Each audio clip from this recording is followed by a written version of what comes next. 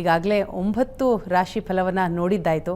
ಈಗ ಮಕರದಿಂದ ಈ ವರ್ಷ ಯಾವ ರೀತಿಯ ಫಲಗಳಿದೆ ಅನ್ನೋದನ್ನು ತಿಳಿಸ್ಕೊಡೋದಾದರೆ, ಮಕರ ರಾಶಿಗೆ ಜನ್ಮ ಶನಿಯು ಕಂಟಿನ್ಯೂ ಆಗ್ತದೆ. ಆದರೆ ಸ್ವಲ್ಪ ಜನ್ಮ ಶನಿಯ ಬಾಧೆಯು ಕಡಿಮೆ ಆಗುವ ವರ್ಷವೂ ಇದೇ ಆಗಿದೆ.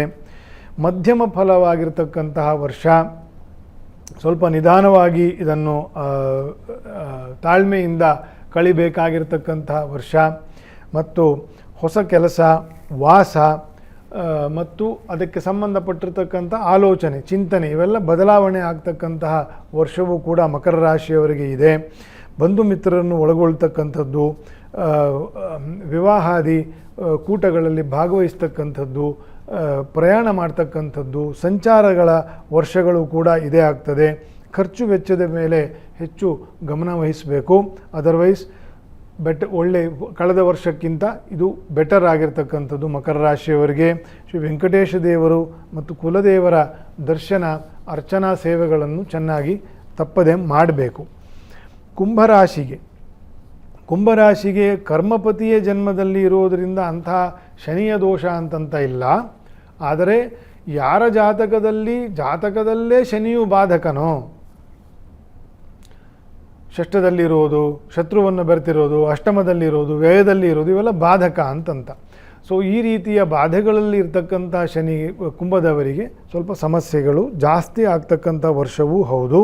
ಹಾಗಾಗಿ ಕರ್ಮಪತಿಯೇ ಜನ್ಮದಲ್ಲಿ ಇದ್ದಾಗ, ಶನಿಯ ದೋಷವೂ ಇಲ್ಲದೇ ಇದ್ದಾಗ ಜಾತಕದಲ್ಲಿ ಅವರಿಗೆ ಅಧಿಕಾರ ಪ್ರಾಪ್ತಿ, ಅವಕಾಶಗಳು ನಿಧಾನವಾಗಿ ಪ್ರಗತಿಗೆ ಬರ್ತಕ್ಕಂತಹ ವರ್ಷವೂ ಇದಾಗಿದೆ. ಚತುರ್ಥದಲ್ಲಿ ಗುರುವಿನ ಸಂಚಾರದ ಕಾರಣವೂ ಕೂಡ ಇದೇ ವರ್ಷ ಆಗಿರೋದ್ರಿಂದ, ಈ ಮೀನದಲ್ಲಿ ರಾಹು ಇರತಕ್ಕಂತಹ ಕಾರಣದಿಂದ ಅದೊಂದೇ ಒಂದು ದೋಷ ಹೇಳಬೇಕು, ಆಯಿತಾ. ಜಾತಕದಲ್ಲಿ ಶನಿ ದೋಷ ಇರಲಿ, ಶನಿ ದೋಷ ಇಲ್ಲದೇ ಇರಲಿ, ದ್ವಿತೀಯದಲ್ಲಿ ಅಥವಾ ಜನ್ಮದಲ್ಲಿ ರಾಹು ಬಂದ ಅಂತಂತಂದರೆ ಅದೊಂದು ದೋಷ ಅಂತಲೇ ಹೇಳಬೇಕು. ಆ ದೋಷವು ಕುಂಭರಾಶಿಯವರಿಗೆ ಶುರು ಆಗಿದೆ. ಹಾಗಾಗಿ ಅವಸರ ಮಾಡೋದು, ಏನೋ ಹೇಳಕ್ಕೆ ಹೋಗಿ ಏನೋ ಹೇಳೋದು, ಇನ್ನೊಬ್ಬರನ್ನು ವಿನಾಕಾರಣವಾಗಿ ಅನಾವಶ್ಯಕವಾಗಿ ವಿರೋಧ ಕಟ್ಟಿಕೊಳ್ತಕ್ಕಂಥದ್ದು, ಅದರಿಂದ ಮನಸ್ತಾಪಗಳಾಗ್ತಕ್ಕಂಥದ್ದು, ಇದೆಲ್ಲ ಆಗುವ ಸಾಧ್ಯತೆ ಕುಂಭರಾಶಿಯವರಿಗೆ ಜಾಸ್ತಿ ಇರ್ತದೆ, ಶನಿಯೂ ಇರುವುದರಿಂದ. ಹಾಗಾಗಿ ಗಮನ ಇರಬೇಕು. You have to be more cautious. ಆಗ ಒಳ್ಳೆಯದಾಗ್ತದೆ ಕುಂಭರಾಶಿಯವರಿಗೆ.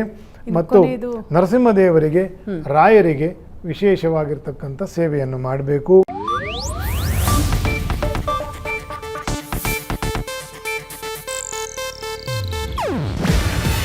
ಇದು ಏಷ್ಯಾನೆಟ್ ನ್ಯೂಸ್ ನೆಟ್ವರ್ಕ್ ಪ್ರಸ್ತುತಿ. ನೀವು ನೋಡ್ತಿದ್ದೀರಾ ಏಷ್ಯಾನೆಟ್ ಸುವರ್ಣ ನ್ಯೂಸ್.